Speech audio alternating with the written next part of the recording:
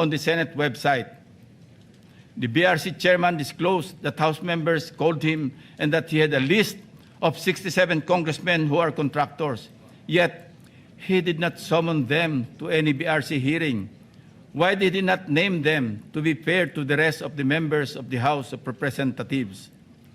Ito po ang tunay na splice, Mr. President. Kung babasahin lang po ni Ginoong Marcoleta ang susunod na sentence, malinaw na malinaw po ito. And I'd like to paraphrase. Lacson clarified that he merely asked a congressman friend from the lower house and that, again I quote, I chuckled and said, I don't have a list. Ulitin ko po, noon at hanggang ngayon, kahit ipagpilitan at isplice ng kung sino, wala akong listahan at wala akong sinasabing may hawak akong listahan ng mga tinuguroang contractors. Wala akong pangalan. Alam mo yung 67 na contractors na naging congressmen or yung congressmen contractors, nakuha ko yan sa isang member ng House noong kasi simula pa lamang ng 19th Congress 2022. Number 4, madiin din po ang pag-question ni Senator Marcoleta sa interparliamentary courtesy. He said, and I quote, "This doctrine, Mr. President, which is not even part of our rules, is not absolute." And then he added, if anything, those who occupy the highest offices in the government must be the first to answer, not the last to be asked, unquote. Senator Marcoleta even mentioned, again, and I quote, the members of Congress have no immunity from investigation, subpoena, or public scrutiny, unquote. Mr. President, hypothetically, if the House of Representatives initiates an investigation on Senator Marcoleta's statements of contributions and expenditures, or SOSE, over an alleged discrepancy, would the Honorable Senator stand by his position to disregard interparliamentary courtesy? If his former colleagues were to issue a subpoena, a show cause order, or even a warrant of arrest, would he still argue about the relevance of interparliamentary courtesy? Ito po ang tunay na hypothetical question, Mr. President. Lest we forget, 2 taon pa lamang ang nakakalipas, siya mismo ang nagsisisigaw sa House of Representatives at nag-motion na i-terminate ang budget deliberations para bigyan ng parliamentary courtesy ang Office of the Vice President. In his words, Mr. President, parliamentary procedures, Madam Chair, grow from or are enriched by traditions, experiences, and precedents. You may not like the person, you may not like the presence here, but you have to respect the office of the Vice President. That is all, because that is guided by the tradition. Kahapon po, kagaya po na sinabi nila, wala nang pinagtanong sa office of the President, and that is correct. That is in line with that tradition. such hypocrisy, such double standard, such a farce that does not dignify an answer, Mr. President. Incidentally, since I mentioned this SOSE case with the COMELEC in violation of the Omnibus Election Code, kung ninanais ko lamang na ipahamak siya, ay naghain na sana po ako ng Senate resolution calling for an inquiry in aid of legislation para ipatawag ang mga COMELEC officials upang ipaliwanag bakit masyadong delayed ang usaping ito. When the issue of Senator Marcoleta's failure to disclose his campaign contributors in his sources surfaced, our dear colleague tried to clarify the matter. In fact, during his own show, Saganang Mamamayan, dated November 8, 2025, he made the following disclosure. Please watch. Nelson, alam mo, yung mga kaibigan ko, nagbigay sa akin talaga. Alam mo, pakiusap lang nila, isa lang. Tanggapin mo ang tulong namin sa iyo. Okay. Congressman ako noon, Kong. Kami po ay naniniwala na karapat dapat kang makarating sa Senado. Tanggapin mo ang halagang to. Marami sila. Isa lang ang kanilang pakiusap sa Ano akin. po yun? Eh sana wag mo na kaming i-disclose ang identity. Ngayon, kapag ka naglagay ako ng figure sa contribution, mapipilitan akong mag-disclose ng pangalan nila. Alam mo kung bakit? Merong kaakibat na kung tawagin ay deed of acceptance of donation. Paano yun kako? Contribution to eh. Oo. Hindi, sabi niya, binigay ko nga sa'yo, contribution, pero utang na loob mo sa akin yan. Ituring mo na lang na utang, sabi niya, di ba? Loan. But when he was issued a show cause order by the COMELEC, he tried to backtrack on his arguments by saying that he received those contributions when he was not yet a candidate, as defined by the decision of the Supreme Court. I guess Senator Marcoleta and his legal team thought they were being smart by being technical about when these contributions were made. Pero nakakatawa, Mr. President, ay wala nang mas lilinaw pa sa sariling pag-amin ni Senator Marcoleta. Tumanggap siya ng pera para magkaroon siya ng utang na loob sa mga taong yon. Isang maliwanag na admission against interest, ang sabi nga ng mga abogado. Bilang isang abogado, dapat alam ni Senator Marcoleta na dahil dito ay shoot siya sa balde sa kasong indirect bribery under Article 211 ng Revised Penal Code dahil member siya ng House of Representatives ng panahon na yon. Maliwanag sa batas na krimen sa mga public officials na tumanggap ng pera o gift by reason of their office, kahit walang pangako na particular act or omission sa nagbigay ng pera. Bakit nga ba hanggang ngayon ay hindi pa rin nilalabas ng COMELEC ang resolution ng SOSI case ni Senator Marcoleta? Number 4, as for Mr. Saldico, let me state this plainly. 2 beses nating siyang naimbitahan para personal na humarap at personal na mag-testify sa komite.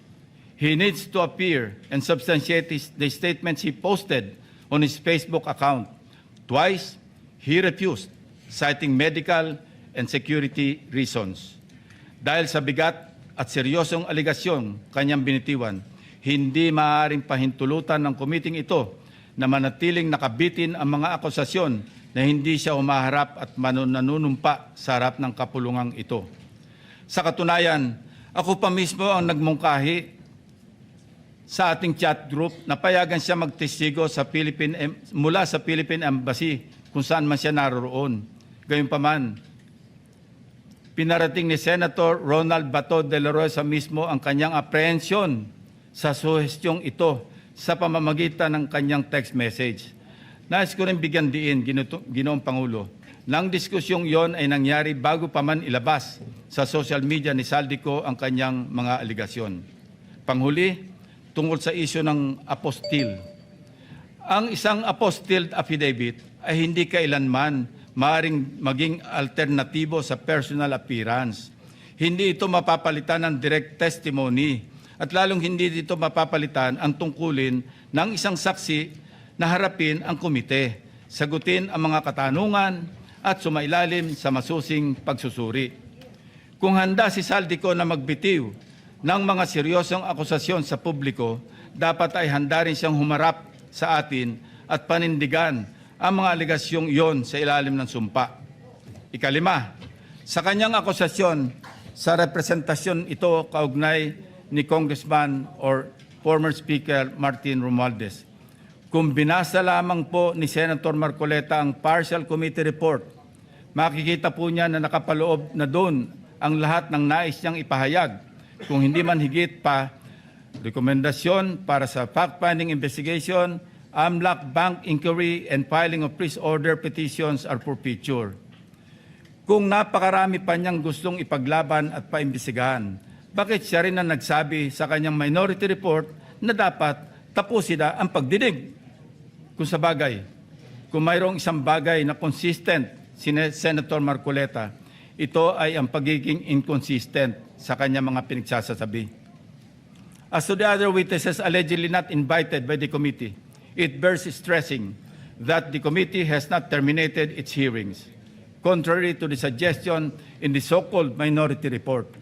The intention at this stage is simply to have the partial committee report filed and sponsored in order to reflect the evidence received thus far and to allow the committee to consider the next steps, taking into account the views of the members on other areas that may be pursued as the path forward toward the eventual conclusion of the hearings. As to the other matters raised under the rules of the Blue Ribbon, the chairman serves as the chief executive officer of the committee and, as such, exercises broad discretion over matters pending before it, including the invitation of witnesses.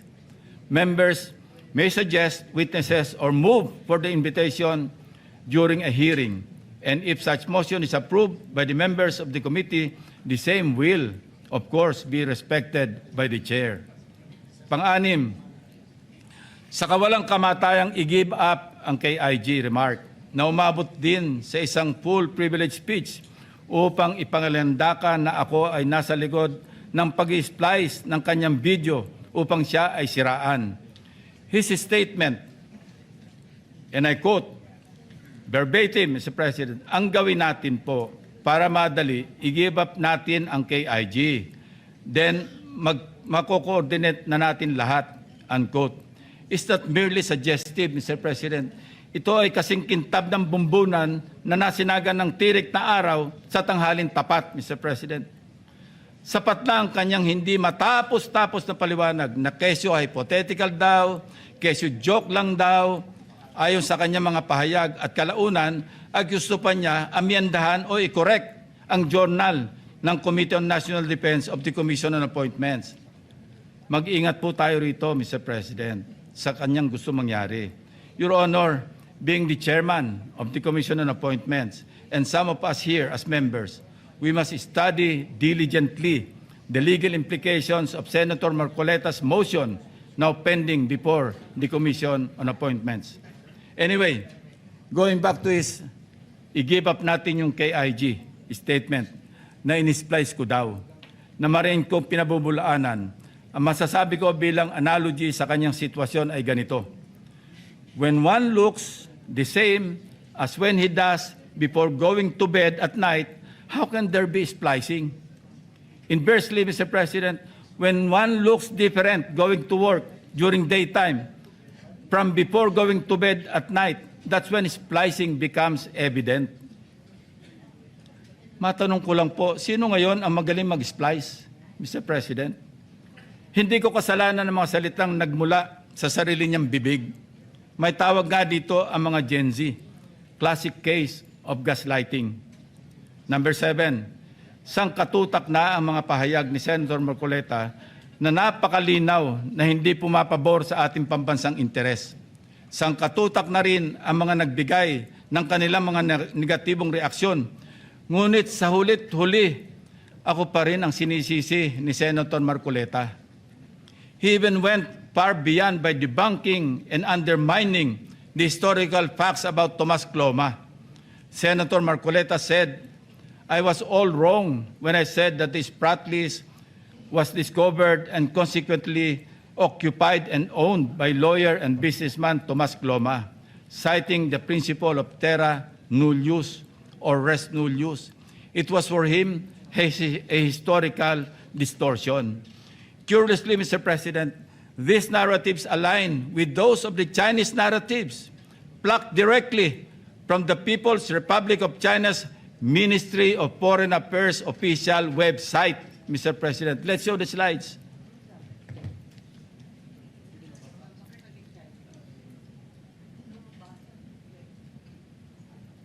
Ayan po, kita-kita natin kung anong sinabi ng website ng Ministry of Foreign Affairs ng People's Republic of China. Yan din ang kanya sinasabi. Now, Senator Marcoleta speaks of a pattern that he himself built in his head to discredit this representation. But if we backtrack the events that transpired in the past several months, one thing is crystal clear. When cornered by the fault of his own doing, he employs a diversionary maneuver, pathetically stretching the conversation, no matter how illogical, until people get drained and tired. Just as a squid squirts ink to darken the water and blind everyone around while it swims away, a person may throw out irrelevant issues, fake scandals, or emotional outbursts to distract the public from the actual evidence or the main point of an investigation. After all is said and done, I am tempted to ask these questions, Mr. President. On the West Philippine Sea, which side of the South China Sea is Senator Marcoleta on? On the anomalous graft-ridden flood control projects, is Senator Marcoleta for the Discayas or the people of the Philippines? I think we know the answers, Mr. President. Thank you, distinguished colleagues, and thank you, Mr. President.